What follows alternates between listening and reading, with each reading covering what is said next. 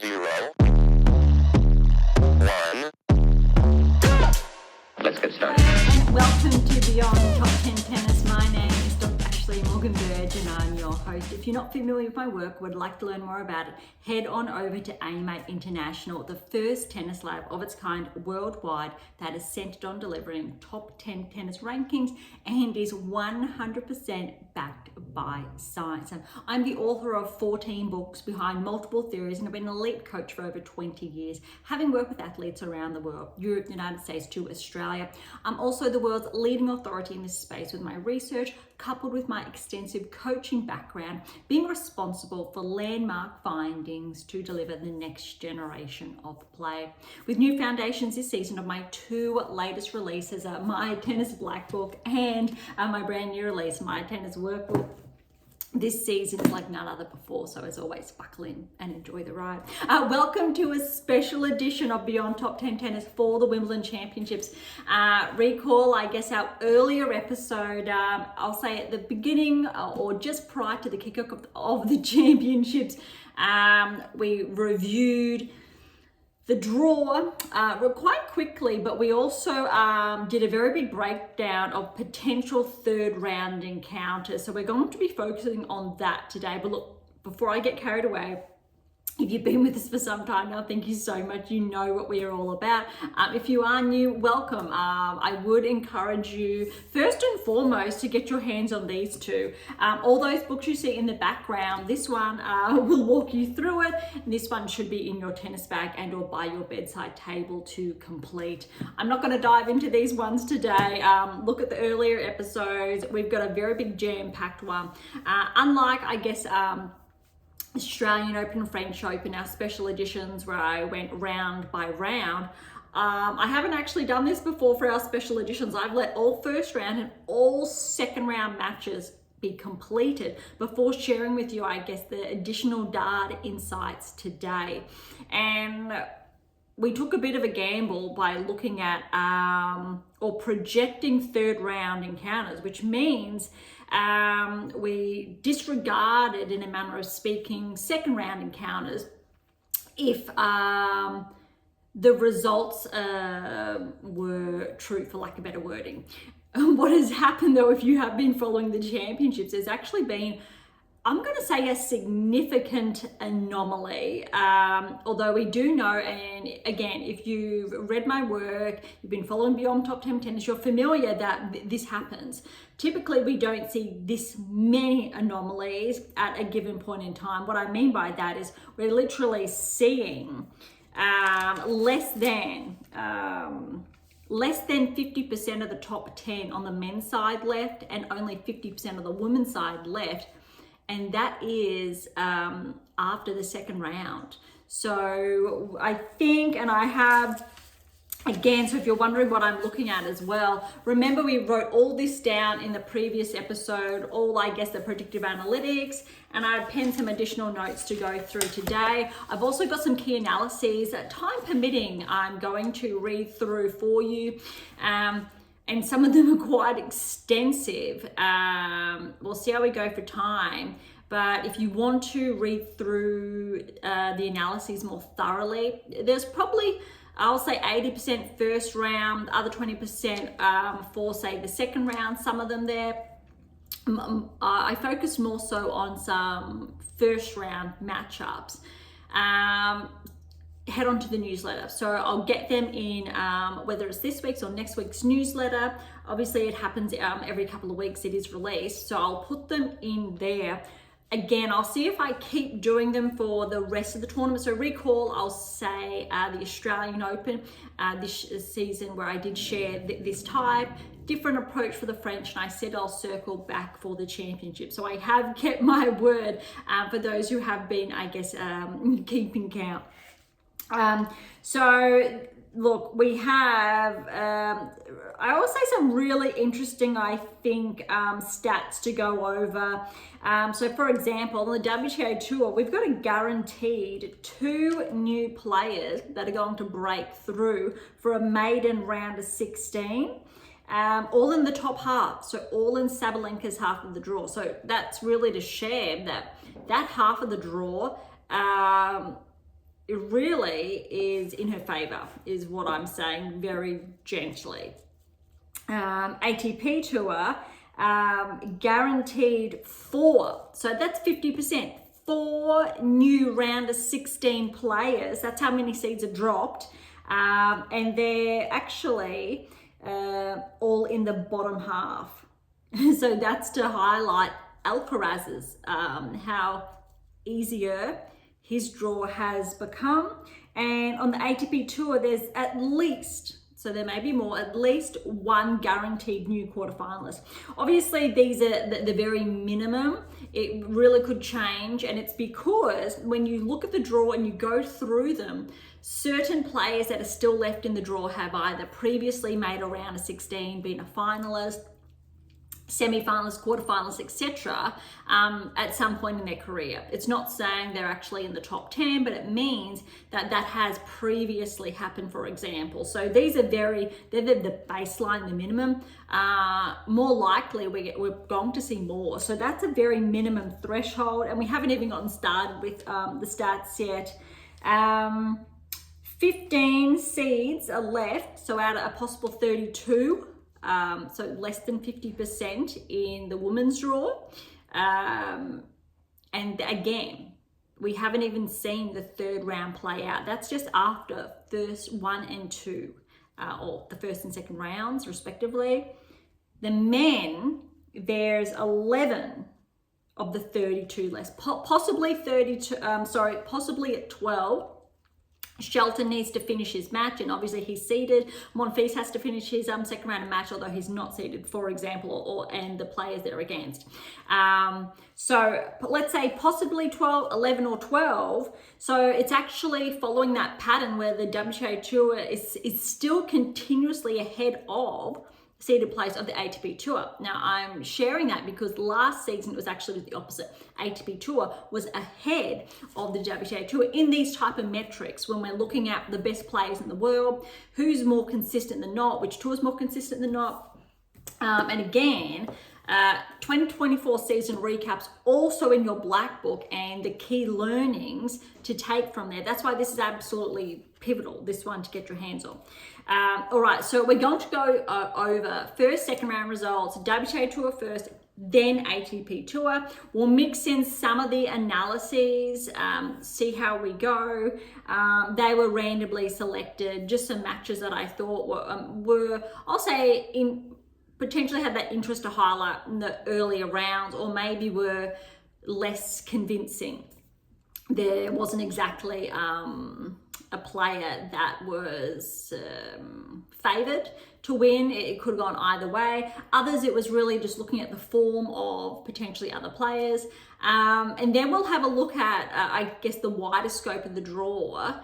I've actually been highlighting away the last 2 days to share all of this because there is so much data compiled with just essentially waiting for first and second rounds to be completed.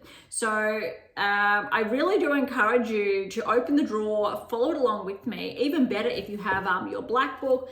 Even better if you've got your workbook, to just pen down, I guess, some really important insights, how they apply to your game. But I'll do my best to share why this has also happened. And it's really interesting as to why, because again, your black book shared about periodization, and I've shared in earlier episodes this season. I've written about it extensively as well, that if you need to plan to peak, and it's a really big issue topic. You need to plan to peak and when. If you don't plan accordingly, and again, you're a seeded player, you are going to have these early exits at the Grand Slams, at these biggest tournaments that essentially you cater or you schedule your career around. Why we see, say, some breakthrough players, the anomalies, the non-seeded players make it through to the third round, for example, is that ironically, they just have an established baseline. And again, seeded players do, but seeded players may have peaked too soon.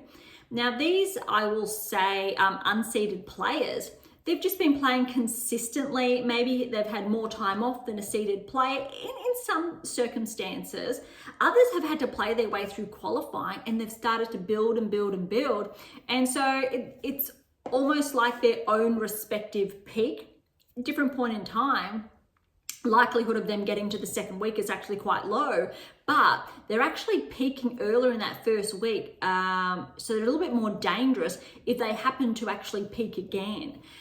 So there's all these, I guess, conflicting factors in a way that we can look at why these players have been progressing. If a player then does progress further, we look at it more closely. So I look at the data and I pull it back, their game, the technical parameters, and we can pinpoint, or I can pinpoint, if, or the likelihood of them, say, joining the top 50, joining the top 20, eventually joining the top 10 potentially.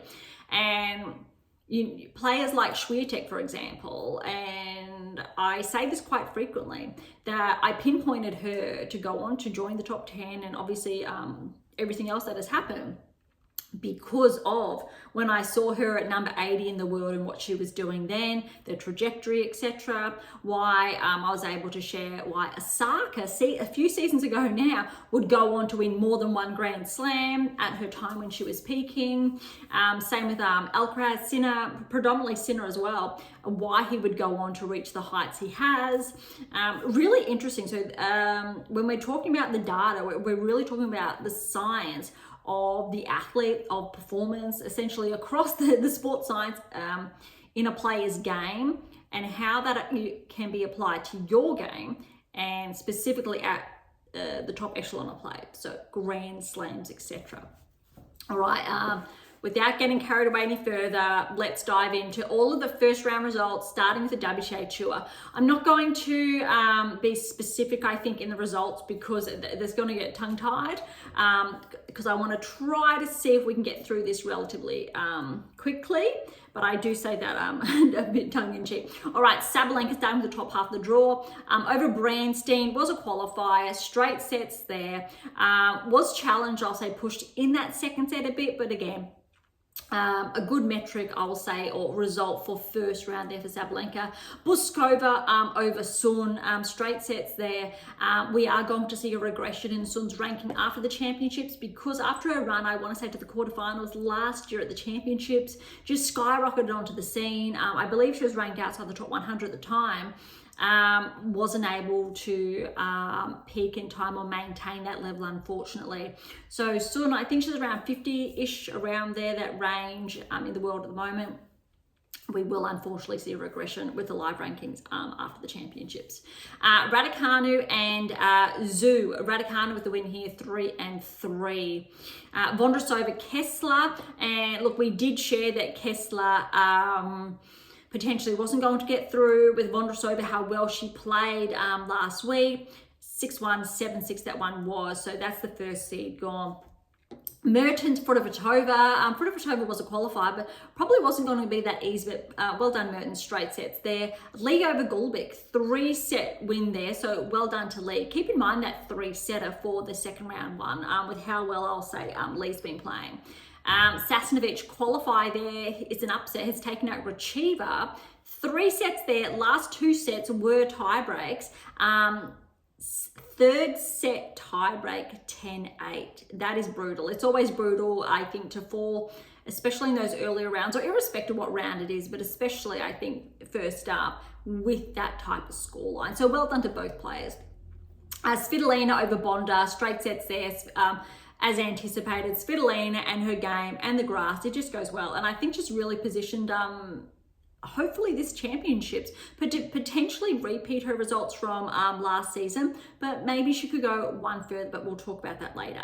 Bulta and Badosa, and I did call this one. Katie got the win over Badosa. 6-2, 3-6, 6-4. This is the first one we'll have analyses for. All right, Katie's ability to play on the grass is more seamless over Badosa, with a more for your game style that allows her to apply a number of the key technical parameters that underpin the 8 keys. Whilst the frequency and application of these primary mechanics correlates with a ranking inside the top 30, her ability to maintain in the primary indicators consistently throughout play still remains limited. In contrast, while Badosa is fluid in her capacity to apply these key mechanics, she does appear somewhat limited in her movement on the grass. The combination of slightly hindered movement against Bolter's game style limits Badosa's capacity to play a full game that has allowed her to maintain her ranking for the majority of the season inside the top 10. I know I'm going quite quickly here.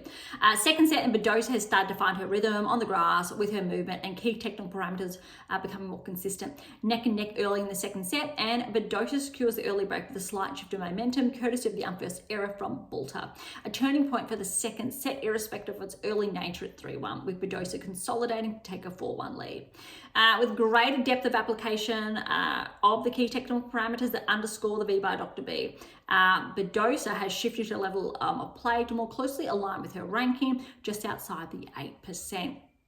Whilst Bolter has become less consistent in her offensive play in the second, she has also had to lift her game to keep pace with Badosa, something she wasn't quite able to do with Badosa taking it to a set apiece. Tight opening game of the third, but Badosa kept her momentum to break early before Bolter refused to relent to break back. Bear with me. Okay. At this point in the third, Bolter had stepped up her game, again with a greater integration of the primary parameters. However, Badosa has been able to maintain her level for both players to remain neck and neck to make it 4-4 in the final set. Bolter, however, is the player to get the break to close out the set 6-4 and take the match, courtesy of her more consistent gameplay on grass with her movement, while Badosa, although close, was slightly hindered by her unforced errors on the key points, where Bolter was the slightly more steady player. With Badosa's early exit, she's more likely than not to regress outside the top 10 after the championships, with Rybakina to be the player to re-enter. All right, again, very quickly, that was, so if you really want to read through those analyses, I will endeavor to get them up in a newsletter, whether it's during the championships or shortly thereafter. Let's keep going. Sierra was a lucky loser. Now, I do believe Sierra, this is where Potapova was meant to be, because we did have, no, it's actually not. That's on a different side of the draw. We did have some late withdrawals. And so I think there's about 2 or 3 lucky losers who got very lucky and all of a sudden made it through to the second round. So Sierra, lucky loser, went over Gadecki straight sets there, 10-8 in that second set tiebreak. Buska over Todoni, straight sets. Vekic, good win over Birrell, straight sets there. And again, remember how well Vekic played last championships. Fernandez over Klugman, straight sets there. Seigman over Stearns. Now that's an upset. Was really I think that Stearns was going to pull through here, but Seigman, she's just had a lift. And we've seen this from Seigman at times, especially in the last 12 months. So well done to Seigman, and she's making a run for it. But Peyton was favoured there, so that is, I think, the first biggest upset. Danilovic over Zhang. Zhang was a qualifier, straight sets there. Keys in 3 over Roos. Now, this was really, really tight. 6-7, 4-7 the tiebreak, then 7-5, 7-5. That is the biggest, I think, push that obviously Asita has come out on top. Paolini got through over Sevastova in 3, Rakimova over Ito in 3, Lies over Yuan in 3, and Noskova over Pera, straight sets there. Look, I'm probably going to go back to some of the analyses because they are scattered, they are not in order. So bear with me, and we will go back to those there. Haddad Maia, Shramkova, a good win for Haddad Maia there, straight sets there. First set tiebreak was 9-7 though, that was tight. Dart was a wild card, but Gelfi did upset Dart there in 3. We've got Zarazua, straight sets win over Wickmayer. And this was a bit brutal. Anisimova over Putintseva. Putintseva wasn't playing her best, but Anisimova really played solid there. Now, I do believe we do have an analysis of these two. Let me backtrack them. because I am finding one of Paolini and Sevastova. So we will do that one first, and then I'll do the Anisimova one. All right, Paolini and Sevastova. This was never going to be an easy match. However, Paolini remained relatively steady throughout, while Sevastova used her slice to her advantage. With a handful of uncharacteristic unforced errors from Paolini, Sevastova secured the first set. Paolini started to lift her level early in the second before finally breaking to go up 4-2 to keep her head in front and take the second. The third set, Paolini started to play more like herself with optimal performance indicators more frequent and back in play, while Sevastova struggled to keep pace with Paolini's newfound level in the third. Leading with a double break, Paolini held onto the momentum to eventually take the third, but not before Sevastova made one final run. All right, Anisimova and Putintseva, another quick one. Close first few games, despite Anisimova taking a 4-love lead, but late in the first is when Anisimova's recent grass court level became more prominent, with glimpses of her form and dangerous baseline play in a very good way. With play dominated by Anisimova, Putintseva had the opportunity to get on the scoreboard first game in the second, but Anisimova was too strong and sturdy that Putintseva was unable to convert. Anisimova put on a full display of her ability to hit winners off the baseline, and unfortunately for Putintseva, she was no match for Anisimova, despite just missing out on a seeding, and that's really important. A few weeks ago, Putintseva would have been seeded. So the score line is very, very impressive for Anisimova here, 0-0 or bagel. Arguably one of the most cleanest first round encounters, Anisimova has put herself firmly in contention for a round of 16 berth, if not further, if she not only maintains this level, but has the capacity to build on this current baseline to find her next new peak performance in time for the second week of the championships.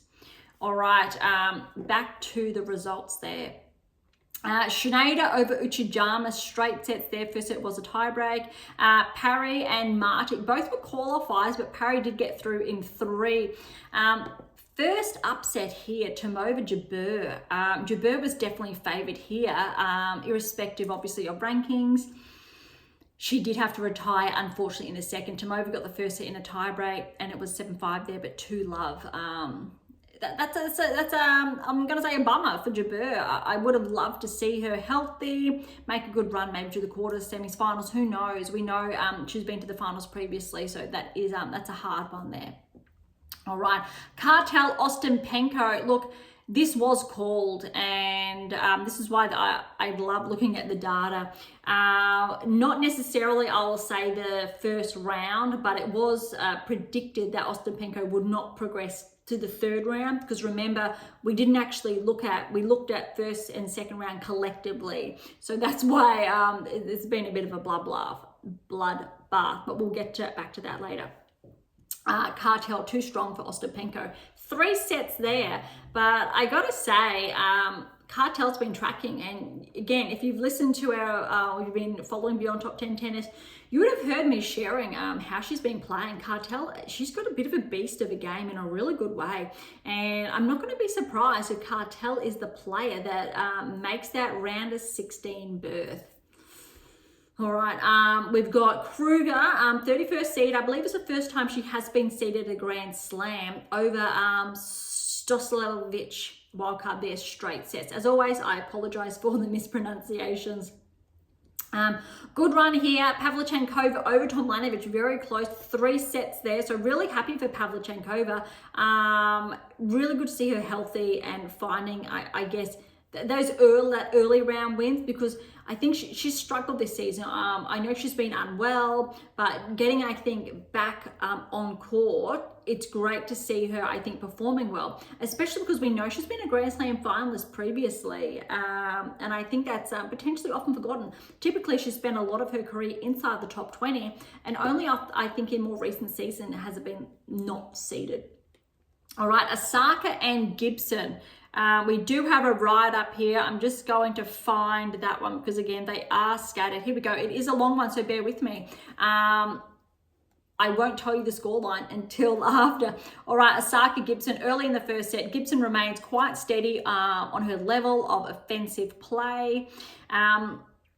that Osaka is yet to get the upper hand on, with both players relatively close to this stage of the match. It's somewhat surprising to see Gibson toe the line with the 4 times Grand Slam champion Osaka, showing promising signs that may very well allow her to break into the top 50 in the seasons to come, although that will remain dependent on her level of knowledge and application of the 8 keys. As for Osaka, her depth of shot to her integration of the primary mechanics remains relatively solid. However, there's still that separation that exists between her level of play and ability to remain on the front foot throughout the entirety of the match. Gibson is the player to secure the early break with a more offensive style of play that has allowed her to maintain a slight edge. Interestingly, midway through the first, Osaka has started to keep her rhythm to the level 3-all, but Gibson is the surprising player that has continued to keep pace with Osaka for 4-all. Whilst Osaka has started to find a solid level of play, Gibson is arguably the player that has the momentum in the first due to her solid baseline play and ability to put the ball away. Although this opening set has arguably been Gibson's, Osaka's experience allowed her to take the final break in the first to close the set. On serve in the second, Gibson has managed to maintain her level of play from the first set to keep it level at 3-all with her solid offensive play from the baseline. Securing the break to go up 4-3, Gibson has continued to show positive signs for her game in the seasons to come. Despite taking the lead to go up 5-3 in the second, Osaka was the player to simply stay steady and allow her experience to close out the match. Whilst not the best level of play witnessed from Osaka, this level of steadiness for a player of her caliber in the first round is in fact a positive indicator for her level of play to peak in the later rounds, providing the consistency in application of the key technical parameters become more evident and consistent throughout her game. However, Osaka will become susceptible to falling prior to the round of 16 if this isn't the case. All right, I'm going to end it there. There's a little more, but again, I'll leave that for the newsletter there. All right, next one I'm going to say is the biggest upset. The biggest upset of the first round, or one of. This is the top half. So I'll say the biggest upset for the top half of the draw. Again, if you're looking at the analytics, everything that we penned down in our previous episode, this was anticipated. I won't say necessarily the first round, but definitely anticipated this for the second round. So it's Siniakova and Zheng, and it's right, it's correct. Siniakova has upset Zheng. She's the 5th seed, 7-5, 4-6, 6-1. That's huge. But what I'm most excited about is that I've been able to pick these players that were not going to make it to the third round. Obviously, there's been a very big shuffle, those that have, those that haven't, because of the seedings, how that's unraveled. But key players, we've been able to pinpoint that we're not going to. I think that's really important. All right, let's go to the bottom half of the draw. Ondreeva over Sheriff, straight sets, looking good. Bronzetti over Teichmann, straight sets there. Baptiste over Cirstea. Really liking how Baptiste has been playing. Recall, I guess, what I had to say about Baptiste's game at the French Open. So that's not that surprising. But Cirstea did get the first set in a tiebreak, and it was 7-love for that tiebreak. Bocco's a lucky loser too. She did play the French, and she's had some promising signs too, and she has upset the 25th seed French. Noteworthy, also it was predicted, yes, I'm just checking that, yes, it was predicted that French would not make the third round. Not necessarily, again, we didn't go through first, second, but that she wouldn't. So that is another correct statistic that's important to note. Krejcikova and Iala. Krejcikova with the win there. It was tight though. Iala, I think, played, I'll say, better than anticipated in a good way. How well she played in that first set was really impressive. 3-6, 6-2, 6-1. Now, I'm thinking potentially we do have a write-up there, but I'm going to leave it as a maybe. I'll just go through. It looks like, yeah, we do have one where there's actually a lot there, so we may skip some, we may not. All right, Krejcikova, Iala. Krejcikova with the early break. Note the angular play and shot selection correlating with the top 10 ranking, irrespective of her recent regression, which can largely be attributed to her inactive season until recently due to injury. Ayala gets the break straight back and is steady on the baseline with a solid defensive style of play. Ayala takes a 5-2 lead 4 games in a row with unforced errors from Krejcikova and simply a high level of consistent play from Ayala, who is beginning to exhibit signs of integrating optimal performance metrics throughout her game and takes the first set 6-3. Krejcikova steps up her level and play in the second to break early. Again, and consolidates to take a 3-love and then 4-love lead, showing signs of her craft on court and ability to construct points seamlessly. Krejcikova extends her lead to 5-love before Ayala gets on the scoreboard in the second for a 5-1 before Krejcikova gets the second 6-2. Third set, and true to form, Krejcikova breaks first again and takes a 3-love lead, but not without a solid fight from Ayala. However, not a match for the defending champion, who takes it to 4-1 and closes out the match to take the third 6-1. Impressive one there from Krejcikova. We may revisit some of these analyses as we're going through, because I believe I probably skipped some, because again, the analyses are scattered. They're not in order of how the draw has unfolded, or the order of play. Dolhide over Rus, straight sets. Good win there for Dolhide. Kudermetova, so Veronika Kudermetova over Zhu, anticipated, because remember, she had a really good run in Australia. It was either round of 16 or quarters that she did make, one or the other, I'm not too sure. So she was always going to be dangerous, but look how the scoreline, I guess, for the second round, we'll get to that. Navarro over Kvitova. This was really convincing. Unfortunately, look, Navarro played so well. Kvitova really just couldn't get a handle on there. Just checking if we wrote anything more. Doesn't look like it. All right. This one's an upset, a very big upset, because I thought this was a very good opportunity for Makova. She played Wang, but look, Wang has actually been tracking in the last couple of weeks. She's had some really good performances. So it's not that surprising, but it is granted Makova's form, her ranking. So Wang actually got through 7-5, 6-2. Sonmez over Christian, straight sets there. Well done, Sonmez. Lemens over Jovic, that's an upset. Even though Jovic did have to qualify, Jovic's had some good results lately, or some good wins. So a little bit surprising, but Lemens 1-1. Alexandrova over Hon there. That was as anticipated, straight sets. Jackie Mo over Lynette. Now, I'm pretty sure here, yeah, so this actually tracks, because Lynette actually was not marked to progress through to the third round as a seed there. And remember, Jackie Mo had that brutal, or that exciting round of 16, I think it was, clash with Lois Boisson at the French. So remember that, and obviously Boisson did get the win. I believe it was in three tight sets. So not that surprising when you take that into consideration, but it was 3 tight sets. Benchik over Parks, 6-love, 6-3. Good win for Benchik there. Just going to check which ones potentially we have not discussed yet, because there's going to be a few. We've spoken about those ones, and again, because they are scattered. All right, I'm going to hold off and we'll do a big dive shortly thereafter.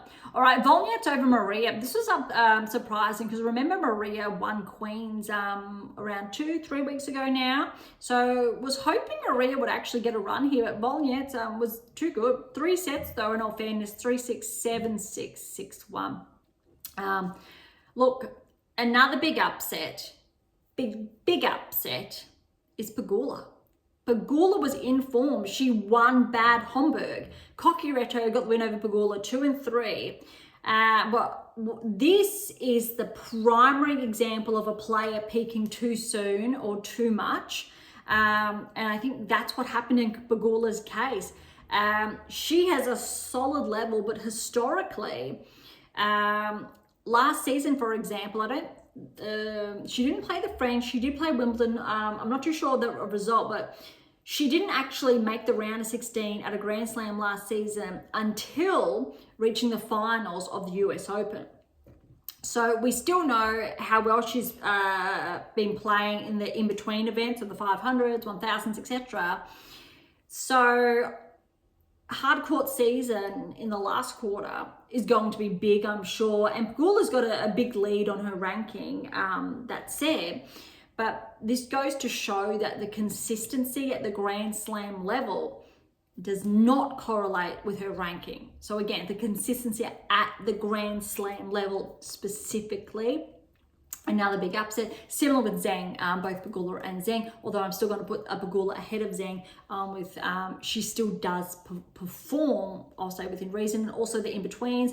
And having won Bad Homburg, Pegula actually was probably one of the favourites to at least maybe make a good run to the semi-finals. But this just underscores the planning behind the scenes, the scheduling, for example, how it really can impact a player's game if it's not carefully crafted.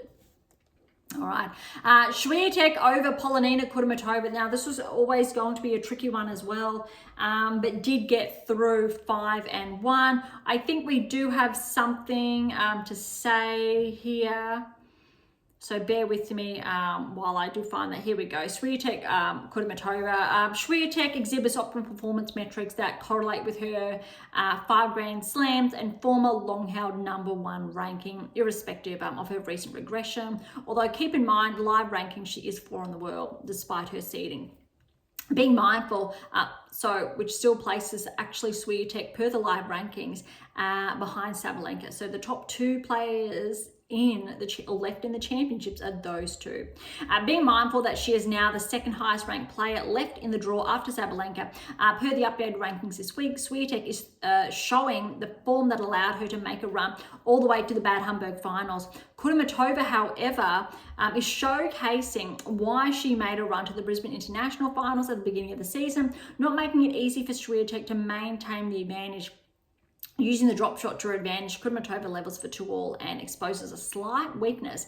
Nonetheless, Swiatek holds steady and hits the lines, but can't shake Kudermetova at 4-all. Swiatek plays a solid game, only for Kudermetova to level at 5-all. With one too many unforced errors late in the first, coupled with winners from Kudermetova, it's a tightly contested first that Swiatek takes 7-5. Swiatek maintains form in the second, but is still trying to find her mark, with the number of unforced errors landing outside the baseline. To Kudermetova's credit, she continues to keep pace with Swiatek until Swiatek finally gets the break to take a 3-1 lead. With more unforced errors from Kudermetova and Swiatek tightening her grip, she takes a 5-1 lead before serving out the match. What I'm going to do now, before we get carried away, we're going to take the time to go over a few more analyses. We will get back to a couple. Benchik Parks, we've talked about.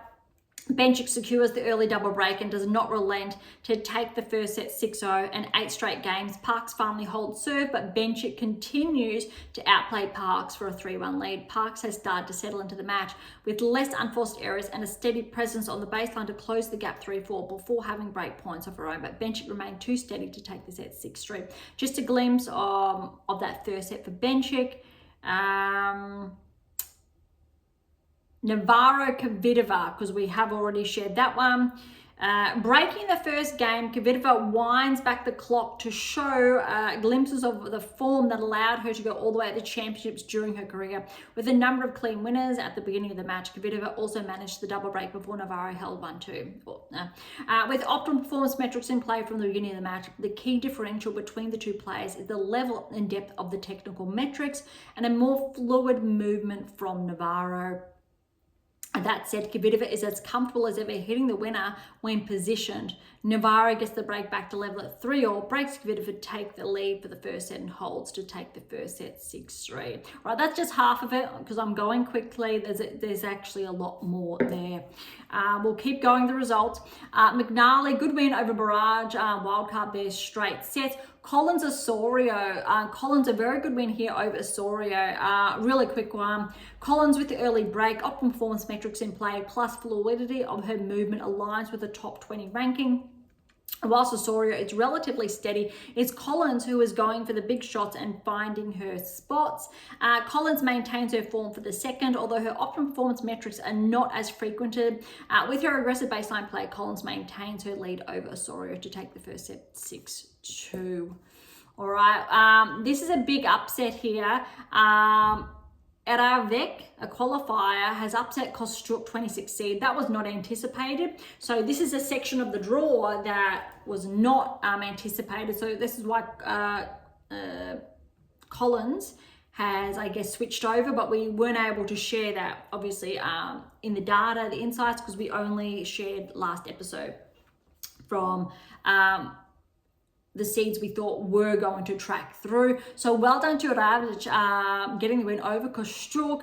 Not as surprising, granted, I'll say Kostruk's recent form, but still would have anticipated Kostruk progressing through to the third round.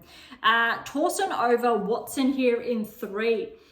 Very good win. Good to see Watson back. I think there is something written down, but maybe not. I'll just double check because I did watch this match, but maybe I did not write anything down. No, it looks like that's not the case. But this was actually a very good match, and it was just as tight as the scoreline suggests. Well done to Watson getting that first set over Torsen. I think if Heather just had stayed healthy, enough matches under her belt, definitely would be able to progress back inside the top 50. Would be great to see. Not too sure though at this stage in her career, and obviously health-wise as far as her performance is concerned.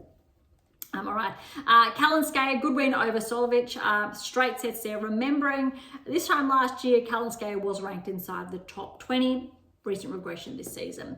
Sakari Blinkova, good win for Sakari, straight sets. Yeah, we have something really quickly here. Fluid movement to optimum performance metrics in play. Whilst not as frequent or not at the frequency of a level of the top 10, Sakari's form is near reminiscent of her top 10 status a little over 12 months ago. Exhibiting a solid base, waiting for a moment to close off the point. Sakari's level correlates with the top 30 player.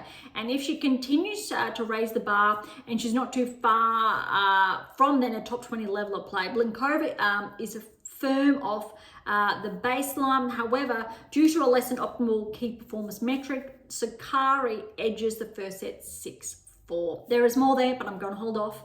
All right, we'll keep going with the results.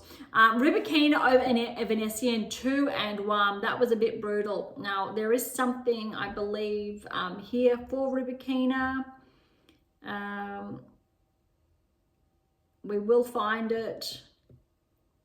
Just a quick snapshot. Yeah, okay. Rybakina was smooth, consistent, easily hitting her shots.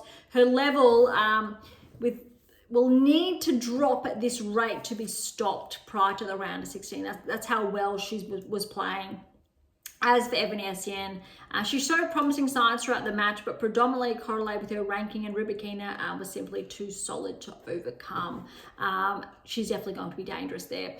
Kazakina over Rango, straight sets there. Juvan was a qualifier, but she fell in 3 tight sets to Berge, 8-6 in that first set tiebreak. Stadabatseva, a good win over Shadow over Jones there, 3 sets. Look, Samsonova over Joint, this wasn't anticipated because of Joint's recent form, recent title run there, but Samsonova just proved why she was seeded. This was always going to be a maybe that Joint was going to get through on her recent form, but Samsonova, she's the seeded player, so it's not that unanticipated. So well done to Samsonova.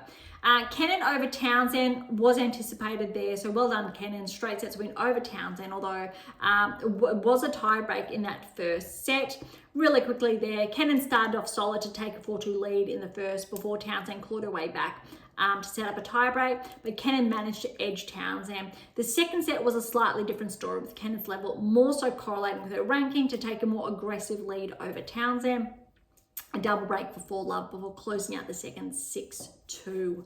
Buzez-Minero over Seidel, although Seidel did have to retire in that second set when Buzez-Minero was leading 3-2.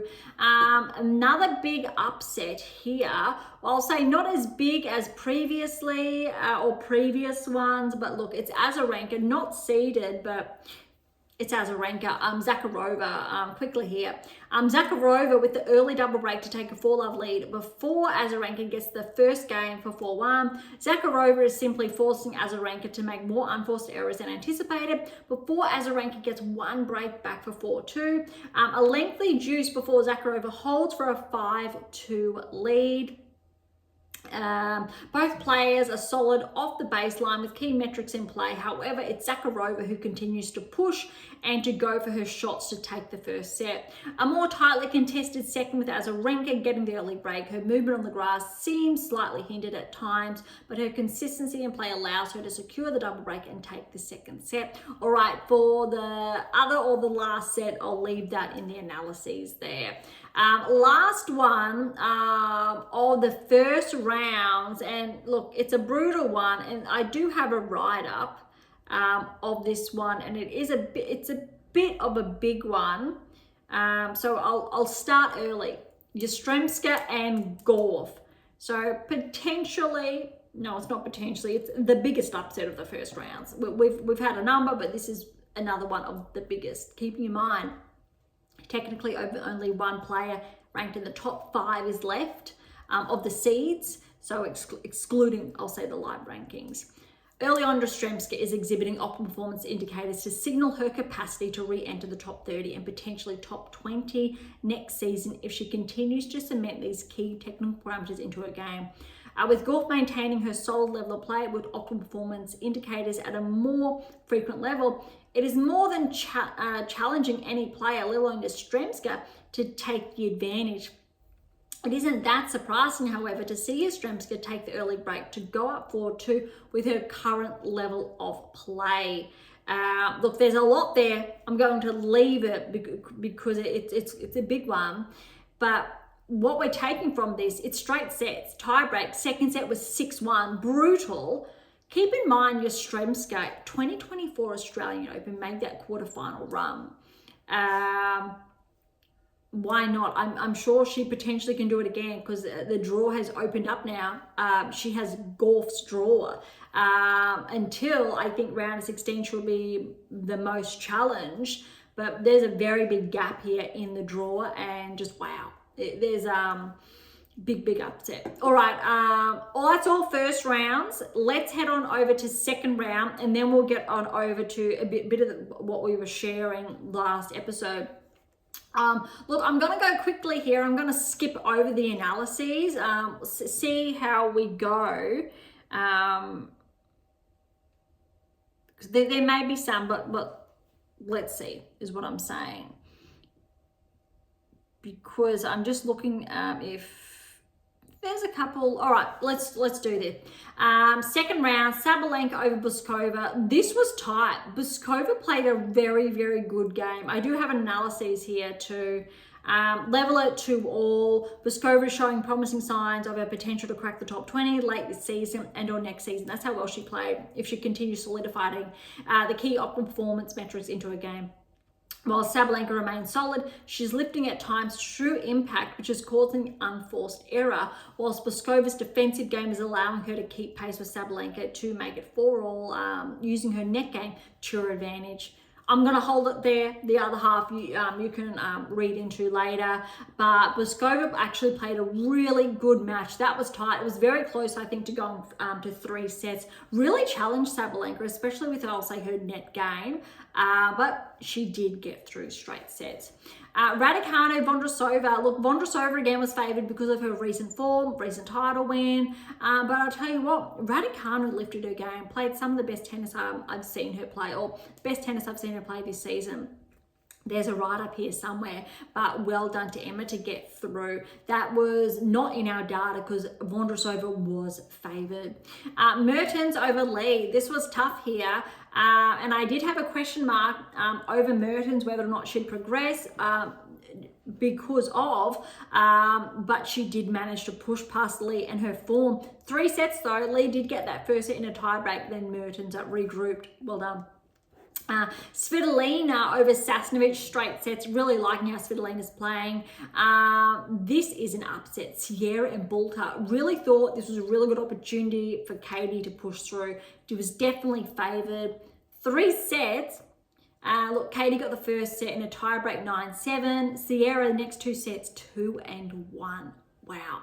This section of the draw has opened up because Buska's upset Vekic, last year's semi-finalist, 1-3.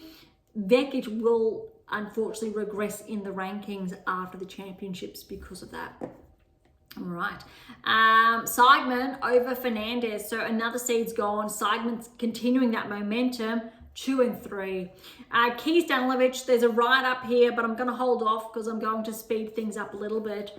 4-2 to Keys. But I'll tell you what, that first set looked like maybe there was going to be another upset. But Sabalenka and Keys are the only seeds in the top 10 left in the top half of the draw. Just wow. So well done to Keys. And that's because, check this out, Paolini, Rakimova, she was just too solid, just too good.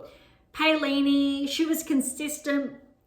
I'll say still played good tennis, but didn't lift her level when she needed to. And Rakimova, she just stayed steady. Very good metrics there, but that's really what it came from or about.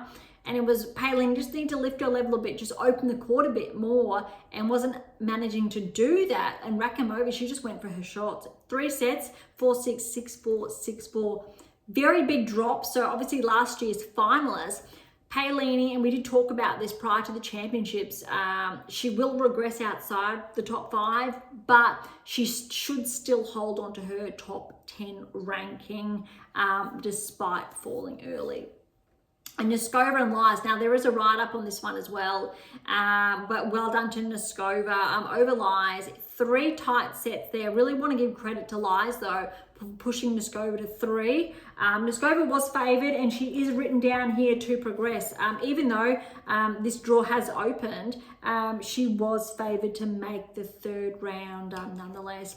Galfi over Haddad Mayer. This is an upset here. Haddad Mayer, look, she had a question mark next to her name, but Galfi, too good. 7-6, 6-1, another seed gone. Anisimova over Zarazua. Anisimova still standing strong. This draw has opened up for her. 4-3 there. Another upset, upsets is Schneider and Parry. Parry, too good for Schneider. Parry qualified, 4-1 over Schneider. Schneider was looking at the 3rd round. We did have her down, but there was a question mark, so it was a maybe. So again, recall our previous episode. Cartel, another win over Tomova, 2-2. So both these players have progressed through to the 3rd round, so Parry, Cartel respectively. Pavlyuchenko over Kruger. This is an upset because I do believe, we did have Kruger, but there was a question mark. Unsure of obviously Pavlyuchenkova's form, but well done to Pavlyuchenkova. Straight sets there. Osaka, Siniakova, and Osaka has gotten through, and we did predict that Osaka would make it through to the 3rd round. That's the top half of the draw. Bottom half, we've got Andreeva, good win over Bronzetti, straight sets there. Baptiste over Mboko. That was a big one, but well done to Baptiste. Obviously, that draw section of the draw opened because of one of the seeds falling, and so Baptiste has gotten through. Just going to check, even though it was a moment ago.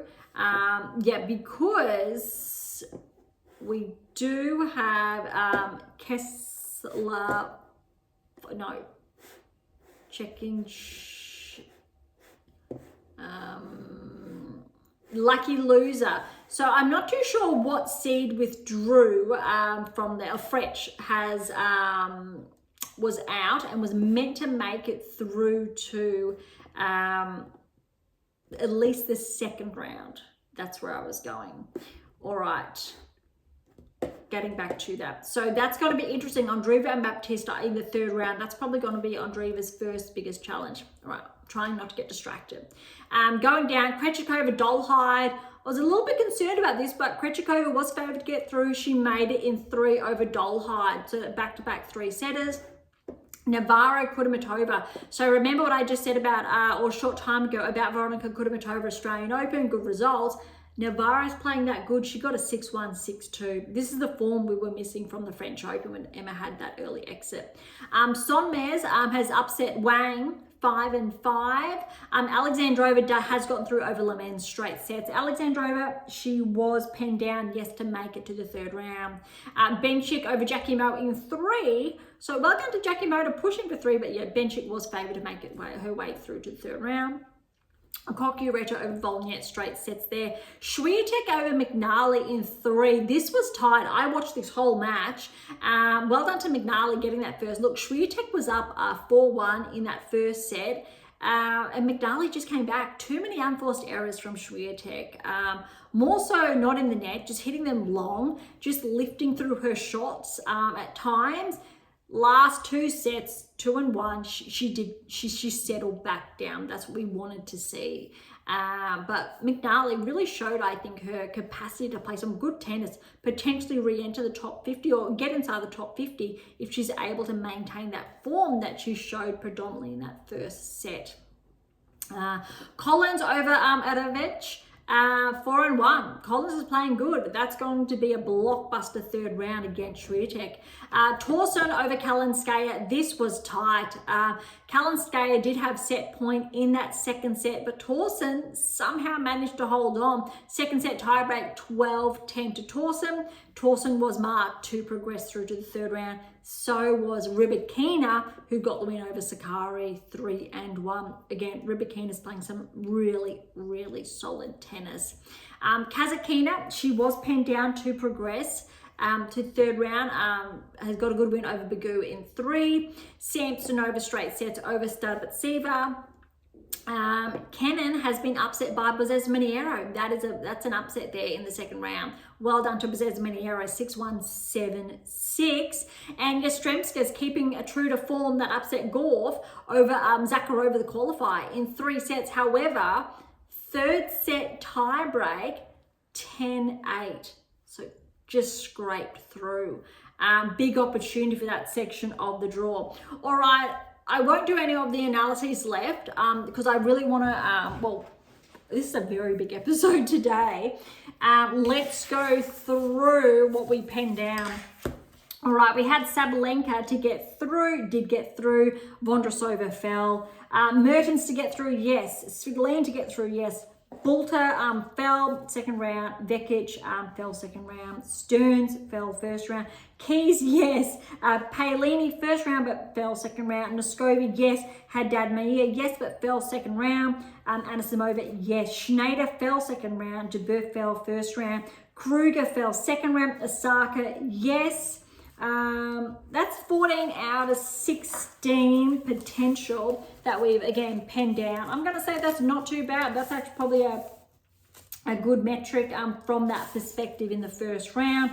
Second round's at 50% there, purely because, well, it's really 7 out of 10, 70% if we're removing counting the maybes that we have there. That's the top half of the draw. Second half, we had Andreeva, yes. Potapova withdrew, and we had Potapova, unfortunately, there. So that's discarded. Krejcikova, yes. Navarro, yes. Makova fell first round. Alexandrova, yes. Benchik, yes. Pegula fell first round. Swiatek, yes. Kostyuk fell first round. Torsen, yes. Rybakina, yes. Kazatkina, yes. Joint, no. Fell first round. Kenin fell second round, Gorf fell first round. So that's all the metric we had.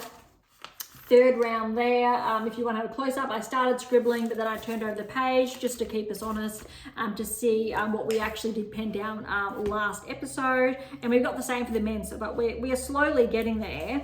And I did share some of all of those other data points earlier. All right, so let's have a look at third round onwards.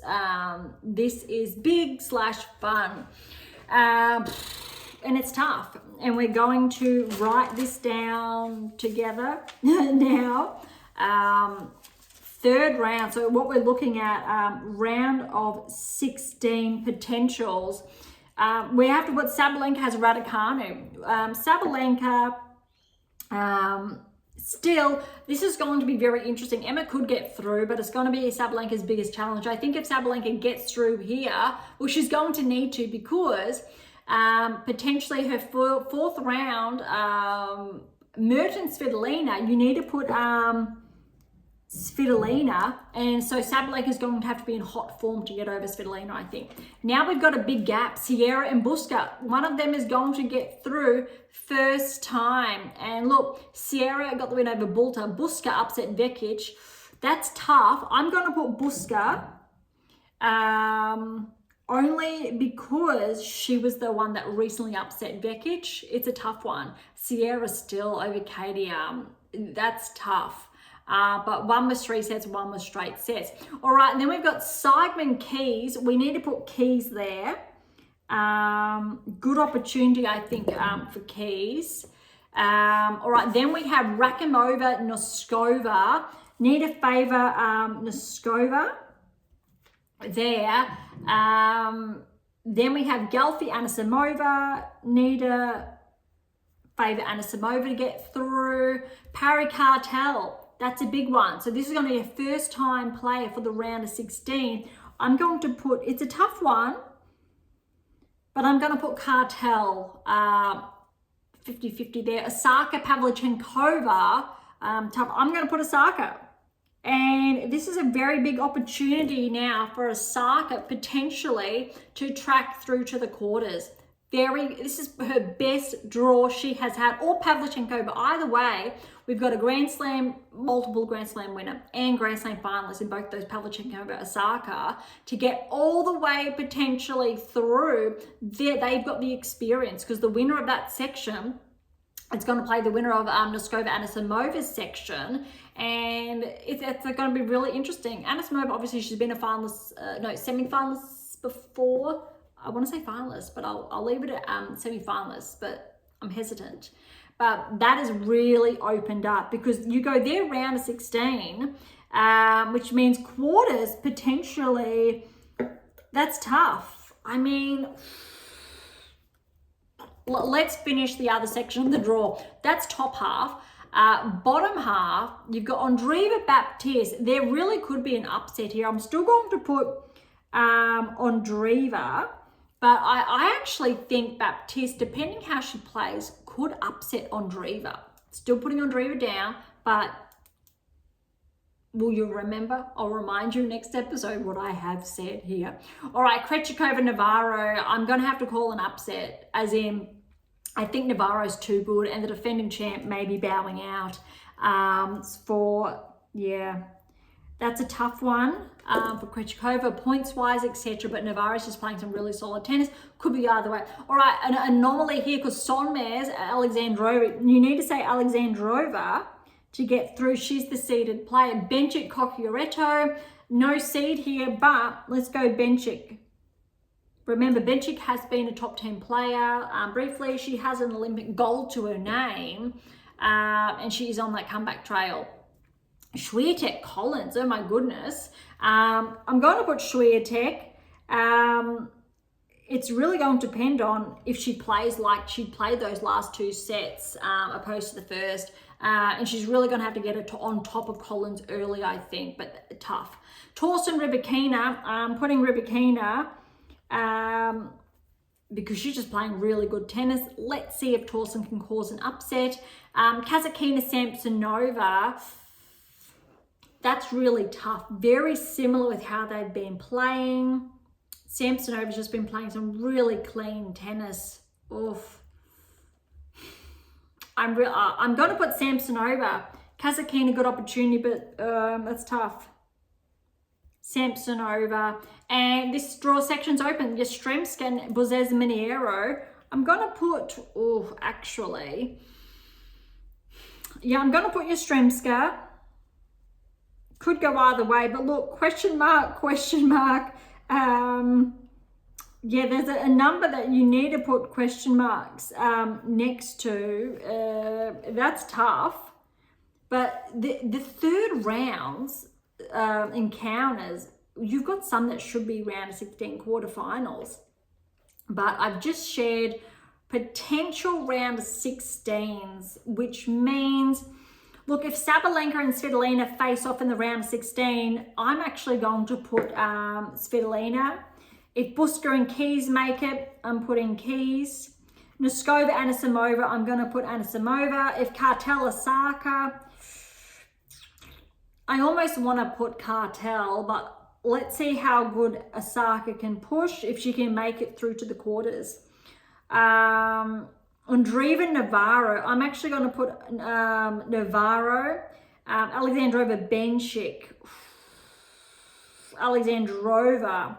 Swiatek, Rybakina, and look, both of them, this is tough. I think everyone knows, if they tune in, big fan of how Swiatek's game, how she's been playing. I think almost whoever wins this match is going to make it through to the finals. And that's a really big call. But I think, when you're looking at a round of 16 of Swiatek or Rybakina, either player is going to make it through to the semi-finals, and I think they're favoured to make it through to the finals, whoever wins. Look, it's 50-50. Swiatek, her form in Bad Homburg, if she tightens her game, but Rybakina has just been playing so well. I'm going to put Swiatek, but I'm putting a question mark there. I'd love to see Swiatek go all the way, but Rybakina, with how she's been playing, that's a really tough one. Note how the draw has paved out for both top players respectively. Really tough. So I've given you now round 16 potential quarterfinalists, and I tell you what, semi-finals, top half of the draw. If Navarro gets through, you need to put Navarro, and if Swiatek gets through, you need to put Swiatek. But it is tough there. And the top half of the draw is Keys, Sabalenka in the quarters. I kind of want to favour Keys. That it's tough. And also, I'm probably going to put Anisimova there. Osaka maybe, but Anisimova's playing some brutal tennis. I'm going to hold off. I'll hold off. I'm sharing potential round of 16 and quarters. I will hold, but it is tough. Let's just pen down. Svitolina has a really big potential. It's tough. Let's have a look. I want to have a look at how they play in the round of 16 before getting too far ahead, because I think a lot of these ones are very close. I could talk probably for another hour on the WTA Tours results, but I'm going to hold off and let's head on over to the ATP Tour. There's so much here. There's so much unpacking that we have done, but let's dive into the men's tour. All right, starting off with the top half of the draw. Sinner over Nardi. I like this. This was clean, convincing. 3 sets, third set 6-0. Vukic over Seng in 4. We've got Martinez over Lofhaven in 4 there. Shapovalov has been upset by Novone. Now, that's a big upset because Shapovalov was potentially positioned to make it through to the third round. Has been upset first round by Novone in 4 sets there. Dimitrov, good first round win over Nishioka in 3. I'm really liking the draw now for Dimitrov. Mute over Kalmasana. So that's a good one. 3-set win for Mute there. Offner over Milojevic. Milojevic had to retire in the second set. Offner was up 3-1. First it was a tiebreak, and Offner just won that 10-8. Really close. So all the signs for a 5-setter there, but unfortunately Milojevic had to retire. All right, Paul Monday. All right, so Paul did get through straight sets, looking good. Change though in the second. Shelton and Bolt. Good for Shelton. Look, it was really close. I want to see more from Shelton opposed to the tie breaks. I want to see more in his actual game that allows him to break his opponent's serve more. That's going to be pivotal for Shelton to get through to the third round, because remember, he does have that second round match that still needs to be played out when play resumes later on today. Hijaka over Goffin in 3 there. That's actually a really good win for Rinky. Fucsovics over Kokovic. That's a 5-setter. Fucsovics was a lucky loser, so that's a really big one for him. Monfils over Humber, still tracking with what we've written down. 5-set though, that was tight, but is an upset. So Humber was not predicted to progress. Actually, Monfils was, and Monfils has his match to finish. So unsure about Monfils and Shelton if they will make it through to the third round. For both of those players were earmarked to progress through. Nakashima over Boo in 4 sets there. Opelka over Shevchenko in 3, but there's a change here, but we'll get to that in the second round. Faria, the qualifier, has fallen to Sonego, so good one for Sonego in straight sets there. Biggest upset in the first round, Mazzetti, Basilashvili is the qualifier, and Mazzetti's fallen in 4 sets. Granted, he wasn't able to have a lead up, and he just recovered from, I think it was a groin tear. It's not that surprising, but we did have Mazzetti down that it potentially, and then maybe falling in round of 16, but another seed fallen. All right, Draper and Baez, 3 sets, although Baez did have to retire in the third when Draper was up 2-1. I'm just going to check which ones we've got. All right, no, we'll read more analyses later. It's not just yet. All right, Silic, well done over Collignon in 3 there. Matazan over Maccabi in 3. This is an upset because Bublik was favoured to track through to the third round with his recent results and recent title win as well. But remember, Manar actually played quite well at the French. And this is big in 5. He's got to win in 5 sets over Bublik.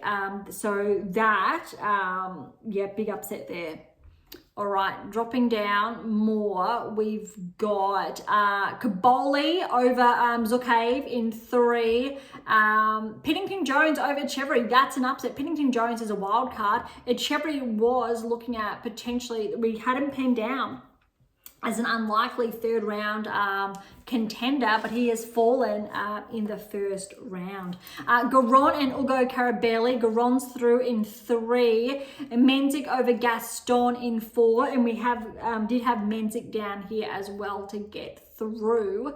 Dimonor, so Alex over Carabella Spain in 3. Good one there for Alex, although that third was a tie break. Kazuks over Walton in 5. Well done to Kazuks. Not this season, but last Australian Open, I think it was. Could have been this Australian Open, but I'll say maybe last. There was a big write-up on Kazuks' potential to start tracking, and it's good to see him making those inroads. All right, Holmgren over Howells in 3, and Holmgren is a qualifier, so that's a very big win for him. Makak over Zumher. Now, Zumher was actually favoured to upset Makak first round, but Makak actually has gotten through, and Zumher was marked to potentially make to the third round, so that is also an upset. Michelson, Kekinovic. I'm calling this an upset as well because we actually had Michelson to progress to the third round. So well done to Kekinovic. 5 sets, 5th set tie break, 10-6 in the tie break. De Jong over Eubanks, another 5-setter, and 5th set tie break, 10-3 to De Jong. Evans and Clark. Evans got the win there in 3. Wow. And then we've got Djokovic and Mueller, a 4-set win there for Djokovic. Mueller did get that second set in a tiebreak, 9-7. And then Djokovic cleaned that off. All right, looks like a lot of the riders for the men's are going to be on the bottom half of the draw. So let's head on over there now. Fritz Mapeshe-Pericard, oh my goodness, this was earmarked as the blockbuster first round on the men's side. It did not disappoint. 3 tie breaks in a 5-setter. Other 2 were 6 and 4, literally just a break, a serve apiece, but just wow. Fritz did get the 5th, 6-4, but those tie breaks were neck and neck, as in there's only 2 points apiece separating. It was a first set was 8-6 tie break, 10-8 tie break. Mapeshe-Pericard got both of them. So Fritz basically came back from 2 sets to love down to win. Third set tie break was 8-6 to Fritz, neck and neck. It's tough because Mapeshe-Pericard, maybe a few months ago, would have actually been seeded. He's still top 40, I believe. Has that potential definitely to join the top 20, I think. Maybe not this season, but I'll say next season. Diallo over Ultima in straight sets there. Yep, we've got Vanderzen Schulp over Analyses in straight sets. Dowdich Fokina straight sets over Holt. Ferry has upset Popper in the 26th, so that's an anomaly because that's an upset. We did have Popper to progress through to the 3rd round. I think he's got his high seed as 20th seed here at a Grand Slam. Ferry a wild card. Daderi over Southland, that's a 5-set. Daderi getting that 5th set there, 6-1. Just checking the men's ones because I promised they are here, but we haven't. Actually, we've got some. Yeah, we've got a number but I'll leave them maybe to the end now because there's a couple. All right. Next, we've got Thompson over Kopriva. That's a 5-setter. Well done, Jordan. That's a good win, 6-1 in the 5th. Another big upset. Bonzi has upset Medvedev. That was not anticipated. Medvedev's going to be docked a number of points because he did progress last or pass the round of 16, I think, last season or thereabouts. So it doesn't look like he's going. It looks like he will regress outside the top 10 more likely than not after the championships. Bonzi in 4 sets, 2 tie breaks here, but 6-2 in the 4th. Borges over Cerundolo. Cerundolo, even though he's the 16th seed, we did have Borges to get through to the 3rd round. So this is a tick here. 4 sets. Borges over Cerundolo in the 4th was actually 6-love. Harris over Lalovic, who's a lucky loser, but Harris did get through. 2 qualifiers in Mokazuki and Zepieri, and Mokazuki got through in 5, 7-5 in the 5th. Kakanakov over McDonald in 3. Kakanakov was favoured to get through. Upset here is Majarzak over Berrettini, 5-set, 6-3 in that 5th. Now we do have one here. We've got others we've skipped over, but really quickly. Solid first set from both players, with Berrettini slightly leading the way with more winners and greater offensive play. Matzazak flipped the script in the second and became the more consistent player to take a 4-1 lead, courtesy of his positioning to set up more winners to edge out Berrettini for the second. Interestingly, the 3rd set was a very similar tale. However, it was much closer than the second, with mere points separating the two, which Matzazak going 2-1. Come the 4th, Berrettini started to find the form that allowed him to be a Wimbledon finalist in 21, with his optimal performance metrics becoming slightly more frequent with a touch of flair, breaking to take a 4-2 lead. With Berrettini honing in on his forehand as his rocket power, he used it effectively to snag the 4th. And then Matzazak should be commended for his level of play, remaining solid throughout, not giving Berrettini the opening to take a lead or use his game to its true advantage.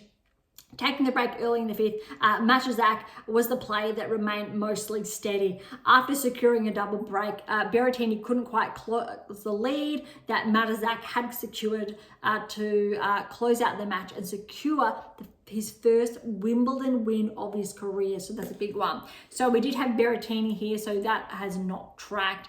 Quinn over Searle, and 4, that 3rd set there that Quinn got in a tiebreak, 13-11. Garin was a lucky loser, former top 20 player, I do believe. 3-set win over Rodech. First set tiebreak, 10-8. Another big upset, the biggest upset on the men's side or for the bottom half. Anyway, Zverev, Rinderknech, Rinderknech getting the best of Zverev in 5. 3 tie breaks here, very similar, I'll say, to the Fritz match, Pesha Pericard, but Rinderknech out on top. He got the 5th set 6-4. That's huge. Just wow. That's actually a big upset as well. Zverev should still hold on to his 3rd ranking, depending on how far Fritz goes, or Draper as well, respectively. But it looks, we'll see. We'll talk about that later, because we've got lots of players falling. Jarry got the win over Rune. Now, this was predicted as well, that Rune would not make it through to the 3rd round. Jarry in 5 sets over Rune, 6-4 for that 5th set there. Tien over Bassavetti in 3. Tien was projected to progress through, but look, he's made it through the 1st round. Fonseca over Fernley. Look, Fonseca, yes, 1st round, but not, but we'll get to that shortly. But 3-set win over Fernley. 3rd set was a tiebreak. Brooksby over Greekenspoor. That is, I believe we have an upset here. Yeah, over Greekenspoor. Brooksby, well done. 3-set win there.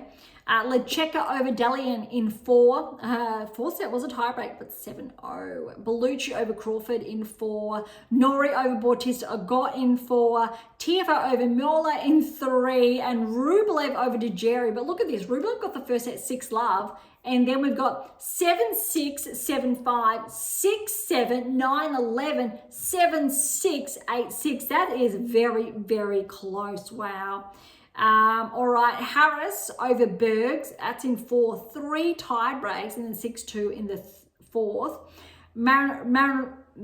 3rd time. Manarino over O'Connell, straight sets. Another big upset. We've got Royer over Tsitsipas, although Tsitsipas, he retired 2 sets down, 6-3, 6-2. Looks like his back was flaring up and he just couldn't finish it. But we did have Tsitsipas to track through, so he's had an early exit. Ogor Elisame, 5-set over Duckworth. Well done to Duckworth, pushing Felix to 5, but again, well done Ogor Elisame. Struff over Mislovic in 4. Tave over Rady, 2 qualifiers there, 3 sets over to Tave. And finally, Alcaraz over Fognini, but it was a 5-set, and that was not anticipated, especially contrasting it to Sinner's 1st round match. Wow, 7-5, 6-7, 7-5, 2-6, 6-1. That's a really big one, just wow. All right, let's head on over to the 2nd round now. There's a lot here. Let's have a look if there are any. We do have more with Meritini. All right, the Tsitsipas Royer. Without a doubt, Royer surprised Tsitsipas with his steady grass play, comfort at the net, and relatively consistent baseline play. With 1 too many unforced errors from Tsitsipas, Royer took the 1st set and broke early in the 2nd. Tsitsipas's movement on the grass appears to be hindered with limited vertical movement that is allowing Roy to take the advantage with the shorter balls and or net play. With Royer at up 4-0, Tsitsipas plays his best game of the match with optimal performance indicators on display, but not frequent enough to overcome the consistent play from Royer. I'll leave it there, but there's more. Next one, we've got Shelton and Bolt. Bolt manages to keep pace with Shelton early in the 1st, despite Shelton notching a number of winners before Bolt breaks to take a 4-3 lead, which is matched by Shelton to level at 4-all before he takes the 1st set 6-4. 2nd set is just as close as the 1st, with both players taking it to a tie break, but Shelton edges Bolt for a 2-set lead. I'll leave the rest there, but it was really close, and Shelton needs to work on that baseline game. If he's unable to start winning more of these matches outside of a tie break, he will be susceptible to falling, I think, prior to, say, the quarters. Draper, Baez. Starting off with a break, Draper exhibits key optimal performance metrics from the get-go and takes the 1st courtesy of a double break. Baez shows signs as to why he's been tracking this season with his own display of optimal performance metrics. However, Draper's baseline consistency and win account gives him the upper hand. There's more, but I'm going to leave it for the newsletter then. Dimitrov and Nishioka. I'm going to hold off on that one. No, here we go. Fluid movement, optimal performance parameters in play. Dimitrov is looking at home on the grass, and unlike his top 10 ranking, he held for the first quarter of this season, or a bit more. Despite recently regressing outside the top 10, Dimitrov is playing smooth and fluid tennis. That's what we want to see on the grass. As for Nishioka, solid off the baseline and good defensive skills, but Dimitrov isn't giving him the opening to set and go for his shots. There's more there, but I'm going to leave it. I think we may have one or two more here. No, we do, but they're predominantly second round. All right, let's see how we go. Second round, Sinner, Vukic, looking good. Sinner over Vukic straight sets 1-1 and 3. Martinez over Navone in 3 there. So remember, we're not going to see that in the what we said because Shapovalov did fall early. Dimitrov, 5 over Mute, really pushed there, but yes, we did have Dimitrov to get through to the third round. Offner over Paul, big upset. Paul, I think, made the quarters, round of 16 quarters last year. So look, if he had a good run, he would have re-entered the top 10, but because Paul's recently regressed outside the top 10, hasn't defended these points, we're going to see Paul regress further. Maybe he'll still hold on to that top 20, but he is going to be back a bit, unfortunately. But need to be mindful, a number of top 10 players have fallen, and those just outside the top 10, which maybe is a bit of a luxury there. So these players won't regress as much because a number of players have. So the players still in the draw doing well will just extend their lead or hop over others and per the rankings. So well done to Offner, that he is definitely a surprise packet there. Shelton still has to finish his match with Hijaka, and Monfils has to finish his for Fucsovics. So we can't mark them off, although we did have Monfils and Shelton respectively, because the seed and Fucsovics is a lucky loser, but it looks like they're both quite close. Nakashima over Opelka. We did have Opelka written down here to track through because of how well he's been playing with his serve, but well done to Nakashima. He's getting the win over Opelka in 4 there. Sinigo over Basavilli in 4, and we did not have Sinigo to get through. We had Mazzetti, and Mazzetti falling first round has left an opening for Sinigo, which is really good because remember, he had that really good run in Australia earlier this year. Draper Silic, big upset. The next biggest upset on the men's side. We've seen obviously Zverev fall, and this is Draper falling. Silic, former Grand Slam champion, we know how well he's done here before, over Draper. 6-4, 6-3, 1-6, 6-4. That is a very big one. Wow. We did not see that, so there's a big opening there that has happened in the draw as well. Muna and Murtazen. We did have Bublik here, but Muna has stayed true to form and progressed in straight sets over Murtazen. Kaboli over Pennington Jones in 3. And look, we actually had a Chevry here, but Kaboli, well done. He is actually favoured per the seeding. Menzik over Giron. We did have Menzik here, but 4-set win over Giron. Tiebreak in the 4th, that was 7-4. Alex over Kazooks, 4 sets. Look, Kazooks got that first set. Alex picked it up. Still quite close, but 4th set he did get 6 love. And look, we did have de Minaur. Here we had obviously Zoomer, but Makak got through. However, Holmgren upset Makak 5 tight sets. Check out this scoreline. It is the closest I think we've actually seen at the championship so far. 7-6, 6-7, 6-7, 7-5, 7-6. Tiebreak in the 5th, 10-5. Well done to Holmgren. That is huge. He's a qualifier. That's really big news. Well done, Holmgren. All right, Kekmanovic over De Jong in 4. We actually had Michelson here, so that's not tracking.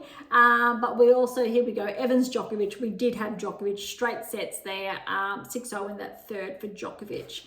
That's the top half. Bottom half of the draw, probably just as convincing, but not. We have Fritz over Diallo, another 5-setter for Fritz. I'm not too sure if, I think Fritz, after back-to-back fives and both his lead-up tournaments, may fall earlier than anticipated. It's going to be a very big, let's see how fresh his legs are going to be after both of those 5-setters. Over Diallo, well done to Diallo, pushing Fritz to 5, but 6-3 in the 5th there. Dowdich for Kina over Vanders and Schulp, yes, in 4. Tiebreak in the 4th. We did have Dowdich for Kina to track through to the 3rd. Darderi over Ferry in 3. But look, Ferry upset Poprin, so we had Poprin here. So Darderi, well done. And Thompson's gotten through to the 3rd round in 5 over Bonzi, 6-4 in that 5th. But we did have Medvedev here, so well done to Thompson filling that gap. Next, we've got Borges over Harris in 3rd set there, tiebreak 9-7 for the tiebreak, but we did have Borges to track through to the 3rd round. Kakanakov over Mokazuki in 5, 6-4 in that 5th there. We did, however, have Kakanakov to track through to the 3rd round. Mazurzak, who got over Berrettini, has also got the win over Quinn. So he's taken, instead of Berrettini getting through, we've got Mazurzak through to the 3rd round. I really hope I'm pronouncing that correctly. I am trying. Upset here because Zverev was knocked out by Rinderknech. Rinderknech has also taken out the lucky loser Garin in 5. So 2 5s for Rinderknech. So his has got Mazurak in the 3rd. So that's a big opening in that section of the draw. Jarry has upset Teen, and now Jarry's a qualifier. We had Teen to get through, not to be, so well done to Jarry, straight sets. And here, Fonseca's upset Brooksby. We did have in this section Greek and Spore. So look, Fonseca, I believe this is his first Wimbledon that he has ever played, or as a professional senior tour. 4-set win over Brooksby, so maiden 3rd round berth at the championships. That's huge. Fonseca's looking favoured over Jarry, the qualifying the 3rd. That's big news, I think, for Brazilian tennis. Dropping down, an upset, Bellucci over Lecheka, and we did have Lecheka to track through, but Bellucci in straight sets there. Bloodbath. TFO has been upset by Nori, so another upset, though that was a question mark in all fairness. So Nori, that's a huge run for him in 4. Big opportunity, I think, for the local. Rublev over Harris in 4 sets. Noteworthy, Harris has actually made the quarters previously at a Grand Slam. I think it was the US Open. So that was a tough one for Rublev. But I think this is actually a very good performance from Rublev nonetheless. Goodness me, we've got Manarino getting through over Royer, both players being qualifiers. That's where Tsitsipas was meant to be, so well done Manarino. Another upset is Struff's taken out Ogor Elisame in 4 sets. Wow, 6-4 in the 4th. And look, we had Felix to get through. Alcaraz has held up his end of the bargain. He has gotten through over Tarvey, a qualifier, in straight sets. But oh my goodness. So let's go through who we had. Sinner, yes, he got through tracks. Shapovalov fell 1st round. Dimitrov, yes. Paul, yes, 1st round, fell 2nd round. Shelton, we'll see, he's still in action. Monfils, we'll see, he's still in action. Opelka, 1st round, yes, not 2nd round. Mazzetti exited 1st round. Draper, yes, 1st round, exited 2nd round. Bublik exited 1st round. Echeverry was a question mark though, but fell 1st round. Menzik, yes, he got through. Minor, yes, got through. Zemur, no, fell 1st round. Mickelson, no, fell 1st round. And Djokovic, that is the 10 out of 16 there. That was rough. But if you're looking at, I will say, 2nd round, we're looking at about a 70% there. If Shelton and Monfils both get through, so we don't know yet how that's obviously going to be paved out. Bottom half then, Fritz, yes. Dowdich Fokina, yes. Poprin fell early, Medvedev fell early, Borges got through, yes. Kakanakov got through, yes. Berrettini fell early, Zverev fell early. Tigane, first round, yes, didn't know for the second round. Griekenspor fell in the first round. Lecheka, yes, first round, no second round. Tifo, yes, first round, no second round. Rublev, yes. Tsitsipas, no. There was a question mark there. Felix, yes, first round, no second round. Alcaraz, yes. So I think we've got first round is a 10 out of the 16, and we've got 1, 2, 3, 4, 5, 50% turnover. Yeah, for that. That is the men's right there. It's just been so many upsets that we did see. But again, a lot of anomalies coming through, but let's head on over, I think, to the draw for a closer look. Look, we do have the breakdowns. A big one here, for example, Norrie TFO analyses. That's a big one to get into, and just underscores how well I think Norrie played. Let's have a look, at how the draw has paved out, because, oh my goodness, big openings, I think, for a lot of players. And again, we are going to get ATP Tours 4 new round of 16. It's a 50% increase over the WTA Tour as a baseline. So that's a guaranteed, at least as a minimum. And less seeds are left on the ATP Tour over the WTA Tour. They're just, wow. All right, looking at potential round of 16, like we did for the Women's Tour. A little bit quicker, I guess, the second half, because we've gone, oh my goodness, a lot over. So those analyses we'll leave for the newsletter, or to read through them at your own leisure. Potential, all right, we've got Sinner and Martinez third round. Really need to put Sinner here. Dimitrov, Offner, look, still a seed, so we're going to put Dimitrov, but I tell you what, with how well I think Offner has been playing, next is a maybe, because Shelton has to finish his match and Monfils has to finish his match. It's tough, because look, Shelton's up 2-1. Monfils, I think they're in a 5-set battle. I'm not too sure with what it's saying there, because I read something. I think that's actually incorrect. If we put Shelton there as a, look, I'll put Shelton as a maybe. Let's say he does get through his side of the draw, and even if Monfils gets, maybe I'll put Shelton, but there's a question mark, because we're not sure yet, because it's going to be played later today. Same with Monfils Fucsovics. Either way, I'm going to put Shelton. He is the seeded player. And potentially fourth round, we would see Shelton, if he, I'll say, continues how he's been playing, but I need to see him amp it up a bit.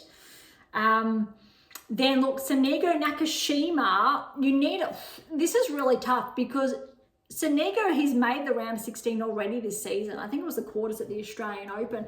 I'm going to put Nakashima as far as seeds are concerned. He got a good win over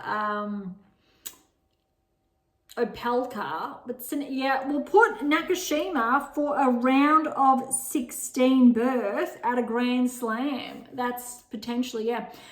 This is a big opening, because Draper's out. Silik's got Manar. Manar's actually in really good form. I'm going to put Silik. I know that's a tough one, but I'll put a question mark. But why not? He's making a bit of a comeback with how he's been the last couple of seasons, but I don't want to write Silik off. And for Silik to potentially play the winner of Mensik Kaboli, I'm going to put Mensik, because I think this is going to be a surprise as well. So that really opens the draw up. Dimon or Holmgren, need to put Alex here. And Djokovic to get through. He's got Kekmanovic, but yeah, still putting Djokovic there. And we track down to the bottom half of the draw. Fritz, David Fokina, still going to favour Fritz, but I tell you what, with back-to-back 5-setters that he has played, you kind of, it's a maybe. I'm actually going to put a question mark purely because of his how he recovers. Thompson Darderi, oh my goodness. Let's see if Jordan can get through. That's really a 50-50. Borges Kakanakov. You need to put Kakanakov. He is the seeded player. But Borges, he's in good form, and he's made last season. He actually made, I think, all round of 16s, or 3 or 4 round of 16s. So definitely don't want to write him off. But Kakanakov lately, yeah. And this is going to be new. Mazarak or Rinderknech to make a maiden 4th round. That is tough. Mazarak took out Berrettini, Quinn, Rinderknech did take out Zverev. I'm going to put Rinderknech. Let's see if he can bring it. That's a big maybe. Jarry Fonseca. Oh, look, Jarry took out Rune, but Fonseca, I tell you what, he's been making a lot of noise this season. I'm going to put Fonseca. Can he progress through to the round of 16 at his maiden Wimbledon Championships? Nori Bellucci. Let's give Nori for the home crowd.